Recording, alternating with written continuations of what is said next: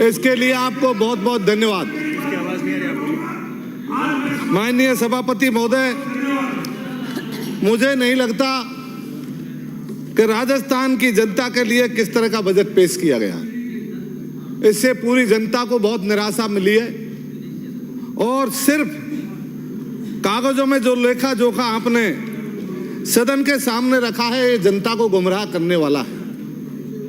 माननीय सभापति महोदय, मैं टोडा भीम गंगापुर जिले से आता हूं और पूर्वी राजस्थान में हम गंगापुर जिले से 3 विधायक चुनकर आए।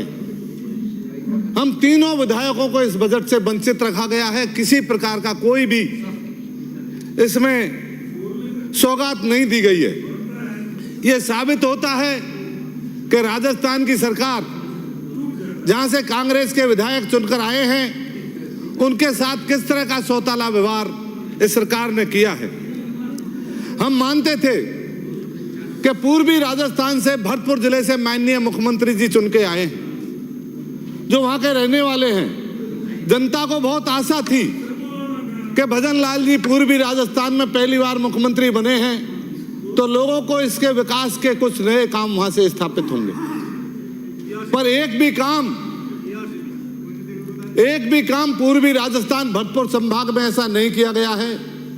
जहां तक महलों को और राजा महाराजाओं के महलों में पैसा दिया गया, हमारे यहां तो मंदिरों में भी नहीं दिया गया।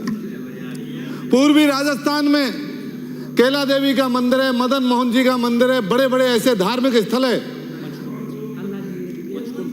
पर फिर भी वहां 1 रुपए उन मंदिरों को देने का काम नहीं किया गया। सिर्फ और सिर्फ भारतीय जनता पार्टी के लोग जहां जीत कर आए हैं, उनको ही पैसा देने का काम किया गया। किसान और युवा बेरोजगारों को किसी तरह का इस बजट में प्रावधान नहीं रखा गया है। हमारी सरकार के दौरान किसानों को जो फसली ऋण मुफ्त ब्याज पर दिया जाता था, उसमें भी आपने कटौती कर दी।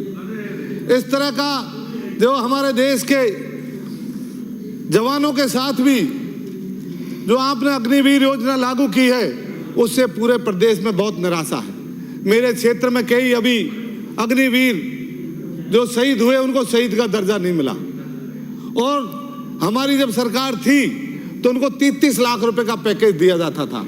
आज 1 रुपए का पैकेज उनको नहीं मिल रहा है।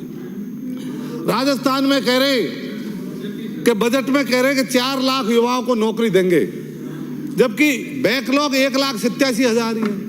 आप 4 लाख नौकरी देंगे कहां से? आप युवाओं को भ्रमित कर रहे हैं। नहीं, कहां से देंगे मंत्री जी? आपका रोड मैप कोई है ही नहीं इसके लिए। आप भर्ती की जगह नहीं निकाल रहे, आप बिल्कुल जो गुमराह करने की वाली स्थिति पैदा कर रहे हैं। ये आज का युवा भी समझ रहा है। आप बार बार कहते हैं पेपर लीक हो गए। अरे भाई, पेपर लीक तो आपके समय में भी हुए, उत्तर प्रदेश में हो रहे, गुजरात में हो रहे, कौन से स्टेट में नहीं हो रहे? और अब आप सरकार में आ गए तो आप रोकिए।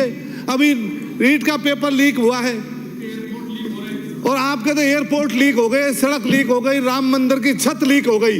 इससे बड़ी बात क्या हो सकती है? बहुत दुर्भाग्य की बात है, 13 पुल एक ही दिन में गिर गए। तो आपकी सरकार ही लीक हो रही है, तो इस बात पे भी आपको ध्यान देना पड़ेगा। आज राजस्थान में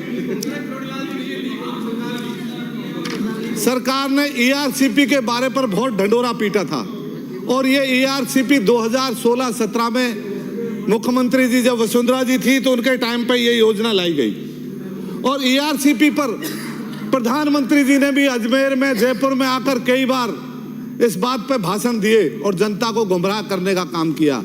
हमारी जब सरकार थी तो उसमें प्रावधान रखा, बजट भी खर्च किया, ई सरदा में भी बहुत सारा काम हुआ।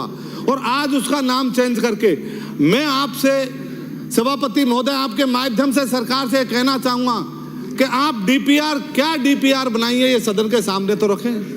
आप फालतू का ढिंढोराबाजी कर रहे और लोगों को गुमराह कर रहे हैं। ERCP के नाम पे लोगों को यही पता नहीं कौन सा एरिया इसमें जोड़ा है, कौन से तालाब जोड़े हैं। तो इसकी DPR को एक बार सदन के सामने रखें और हमको भी बताया जाए, सभी विपक्षी विधायकों को बताया जाए कि DPR में हमने ये नया तैयार किया है। साथ मैं आपके माध्यम से बिजली, हाँ, मंत्री जी की बात कर रहे हैं कि भाई आदिवासियों के साथ बहुत भेदभाव हो रहा है।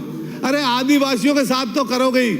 हमारे आदिवासी मंत्री सम्माननीय किरोड़ी लाल जी को नहीं बख्शा, आप और आदिवासियों को क्या बख्शोगे? किरोड़ी लाल जी की वजह से ये सरकार आप सत्ता में आई, आप लोग सत्ता में किरोड़ी लाल जी की वजह से आए। आज उनकी क्या हालत आपने कर दी। उनके काम नहीं हो रहे, उनकी मुख्यमंत्री नहीं सुनता, मंत्री नहीं सुनता, चीफ सेक्रेटरी से उनको काम कराने के लिए जाना पड़ता है। चीफ सेक्रेटरी से कई बार उन्होंने बात की है। तो जिस तरह के हालात आपने प्रदेश में पैदा किए हैं, आदिवासियों की बात तो बहुत है। इस देश के मूल निवासी लोग आदिवासी अपनी बात समाप्त करें। अनादिकाल से रहने वाले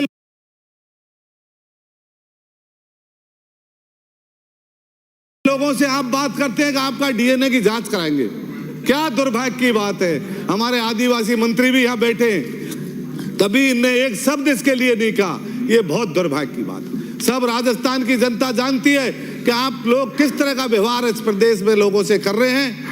मंत्री जी कुछ कहना चाह रहे हैं? हाँ, दीजिए जवाब। कांग्रेस ने कितना किया आदिवासी के लिए वो बता दो, पता लग जाएगा। नहीं, कांग्रेस ने तो जो आदिवासियों के लिए किया है वो इतिहास जानता है और आगे भी कांग्रेस करती रहेगी। पर मंत्री जी, आपका एक शब्द, आप स्विच ऑफ हो गए, आपका एक शब्द मुंह से नहीं निकला। ये बहुत दुर्भाग्य की बात है। एयरप्लेन मोड पे, और आप एयरप्लेन मोड पर बैठे रहते हैं। आपको आदिवासियों के आपने जन्म लिया है तो आपको भी बोलना चाहिए। और आपके बगल में बैठने वाले कहते हैं कि इनकी डीएनए जांच कराएंगे।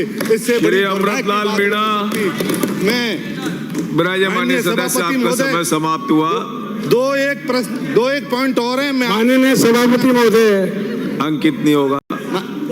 बजट 2024-25